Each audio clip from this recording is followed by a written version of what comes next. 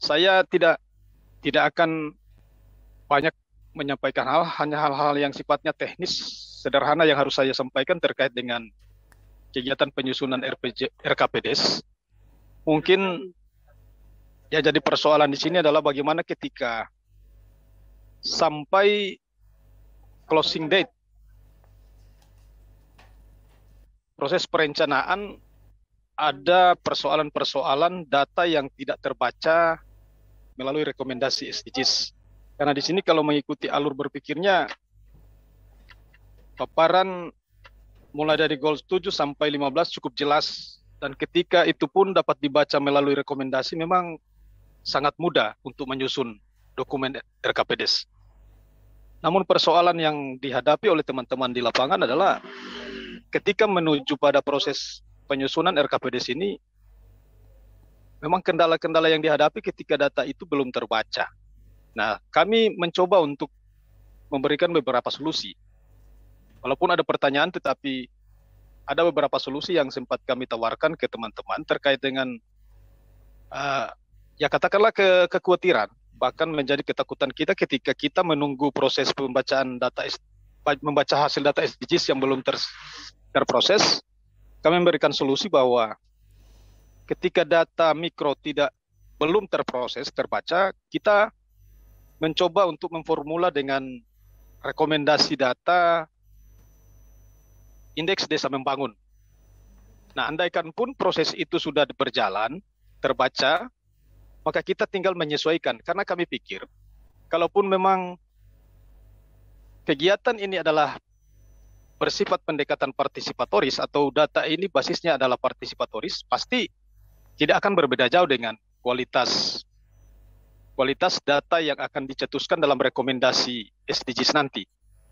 Nah, sehingga lewat pertanyaan, ada solusi juga yang kami sempat tawarkan kepada teman-teman TPP yang ada di lapangan ketika data yang belum terbaca, kita mencoba untuk memformulanya lewat pilihan kedua, yaitu dengan data rekomendasi indeks desa membangun. Jadi itulah beberapa hal-hal yang harus kami sampaikan. Pertama terkait dengan data yang tidak terbaca, kami tidak tinggal diam, tetapi kami mencoba untuk mempersiapkan alternatif atau solusi lain, yaitu dengan menggunakan data rekomendasi IDM.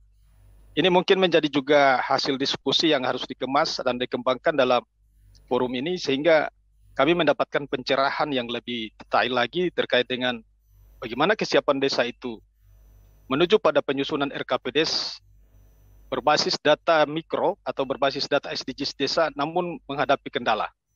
Dengan solusi seperti tadi yang kami tawarkan. Saya pikir demikian yang dapat kami sampaikan. Lebih kurangnya sekali lagi mohon maaf. Terima kasih, kami kembalikan. Terima kasih Pak Albert juga sudah berinovasi yang luar biasa. Jadi memang fungsi pemberdayaan, fungsi teman-teman TPP namanya saja tenaga pendamping profesional. Artinya harus punya ruang kreativitas yang luar biasa dan harus semangat untuk mencoba membaca data SDGs ini dimasukkan ke dalam RKP-nya, RKPDes maupun RPJMDes-nya. Nah, ketentuan RPJMDes adalah bagi kepala desa yang baru terpilih maka wajib 3 bulan yang setelah dilantik itu paling lama wajib membuat RPJM. Nah, tentunya dibantu oleh tim penyusun RPJM juga. Kemudian lanjut kepada RKP. Tapi bagi desa yang sudah punya RPJM-nya, karena waktu kita saat ini adalah penyusunan RKP sebagai yang akan nanti dijabarkan di dalam APBDes-nya, maka sebaiknya kita menyusun RKP ini berdasarkan data dari SDGs tadi.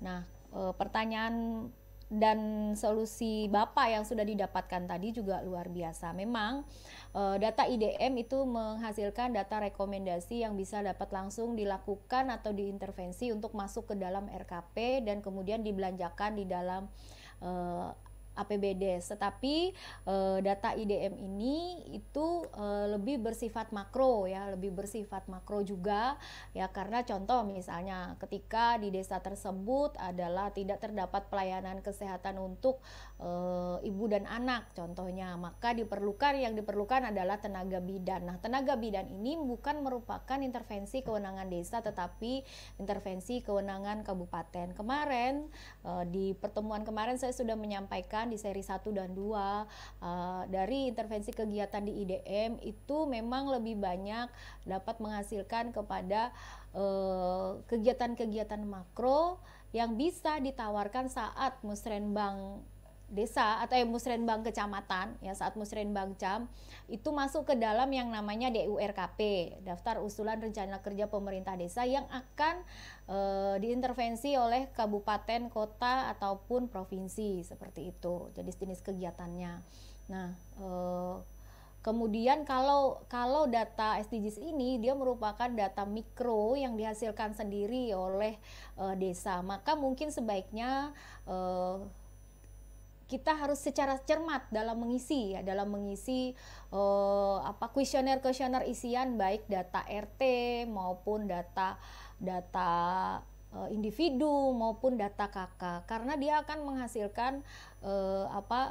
menghasilkan data nanti, data statistiknya ya, dan data statistik ini akan terbaca di dalam indikator. Saya berikan contoh ya, ada satu daerah di ujung timur Indonesia, karena keengganan warga desa untuk mengisi misalnya jumlah penghasilannya ya, padahal data ini itu akan merujuk kepada indikator tingkat kemiskinan ya. Nah, jadi nggak mau diisi datanya. Nah, itu nanti akan terbaca bahwa di tingkat kemiskinan di satu desa itu ternyata hanya terdapat 1 jiwa, ya kan. Nah, ketika sudah muncul seperti itu baru menyadari bahwa saya nggak mau ngisi kemarin, karena nggak mau ngisi tingkat penghasilannya itu berapa penghasilannya per individunya, terus kakaknya nggak mau diisi ya, karena memang hal-hal yang bersifat bersifat individu ini tuh kadang-kadang untuk nggak mau diisi ya, tetapi itu berimbas sebenarnya kepada perhitungannya secara sistem nanti. Nah, seperti itu. Jadi diharapkan kevalitan data itu senantiasa harus diingatkan kepada para pengisi data ya.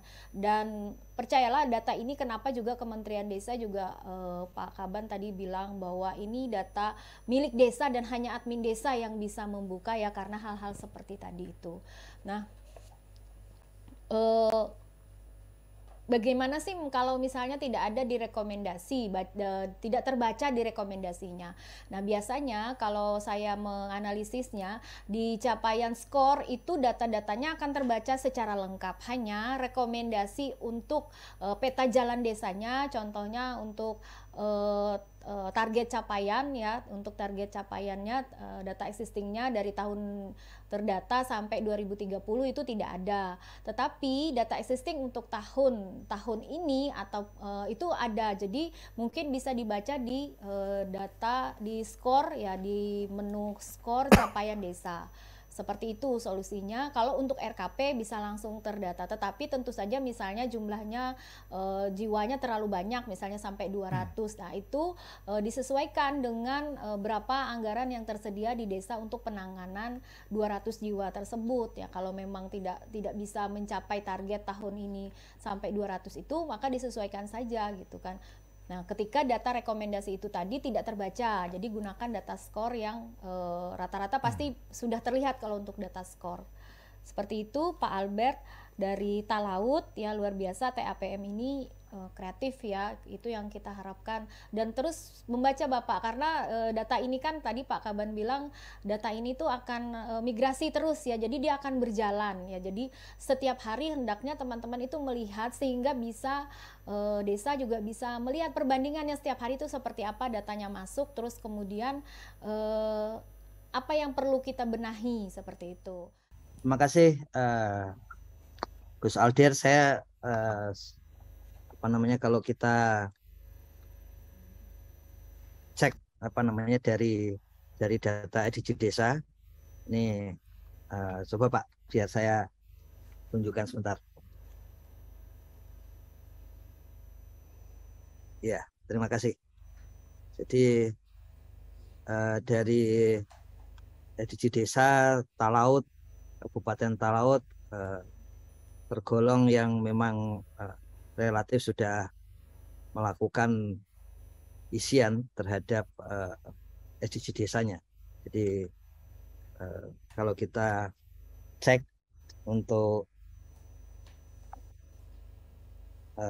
Talaut memang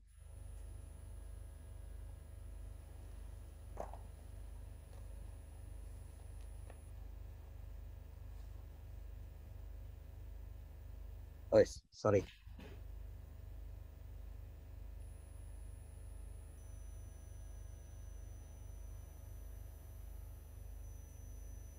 Ada 76.103 data warga yang dimasukkan dan kemudian 20.425 data keluarga.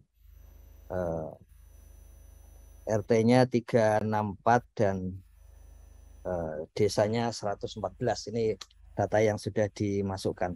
Dan tadi sudah disampaikan yang disampaikan Gus Aldir bahwa seperti peraturan Menteri Desa tahun lalu bahwa kalau sampai belum selesai pendataannya, baik karena aspek teknis maupun aspek sosial di dalamnya, maka menggunakan data dari SDGs desa.